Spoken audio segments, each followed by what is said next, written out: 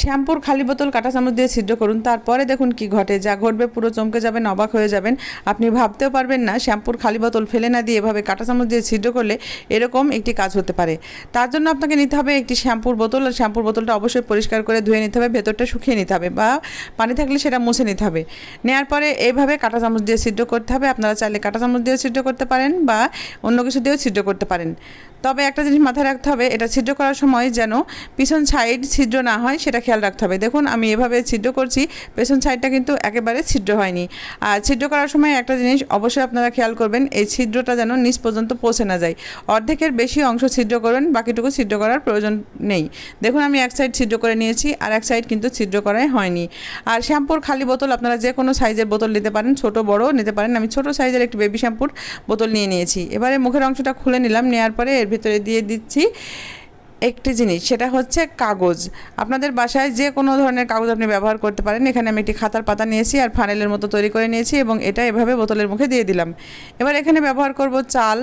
বাসায় থাকা যে কোনো আপনি চাল ব্যবহার করতে পারেন, তবে ভাতের চালটা অ্যাভেলেবল, আপনি ভাতের চাল এখানে নিয়ে নিতে পারেন। এখানে আমি ভাতের চাল 3 থেকে 4 চামচ দিয়ে দিচ্ছি। তো এভাবে ভাতের চালটা দেওয়ার পরে আমি মূলত ফানেলটা এই জন্য ব্যবহার করেছি যেন ভাতের চাল এখানে ভালোভাবে প্রবেশ করানো যায়, চাল যেন বাইরে না পড়ে। এবার আমি এখানে দিয়ে দিচ্ছি 8টি লবঙ্গ। যে লবঙ্গর মাথায় ফুল রয়েছে সেরকম লবঙ্গ ব্যবহার করবেন। তো এখানে আমি 8টি লবঙ্গ দিয়ে দিচ্ছি, এখানে আর 9-10টি দিলেও সমস্যা নেই। এবারে দিয়ে দিচ্ছি এখানে বেকিং সোডা। বেকিং সোডাটাই কিন্তু দিতে হবে, বেকিং পাউডার দিলে কিন্তু চলবে না, বেকিং সোডাতেই কাজে দিবে। এবারে বেকিং সোডাটা আমি ঠিক এইভাবে এর ভেতরে দিয়ে দিচ্ছি, আর বেকিং সোডার পরিমাণটা একটু বেশি দিতে হবে। এখানে আমি 3 থেকে 4 চামচ বেকিং সোডা ব্যবহার করছি। তো বেকিং সোডাটা দেওয়ার পরে এখানে আমি আরও একটি জিনিস ব্যবহার করব যে আমাদের সবার ঘরে রয়েছে। এটা কি তৈরি হচ্ছে জানলে অবাক হয়ে যাবেন, চমকে যাবেন, আমাকে ধন্যবাদ দিতে বাধ্য হবেন। তো দেখুন এভাবে আমি বেকিং সোডাটা দিয়ে দিয়েছি। বেকিং সোডা দেওয়ার পরে এখানে দিয়েছি আমি ট্যালকাম পাউডার। যে কোনো ধরনের ট্যালকাম পাউডার দিতে পারেন, কোনো সমস্যা নেই। আমার কাছে যেটা ছিল আমি সেটাই দিয়ে দিলাম। ট্যালকাম পাউডার আমি আন্দাজ মতো 2 চামচ পরিমাণ দিয়ে দিচ্ছি।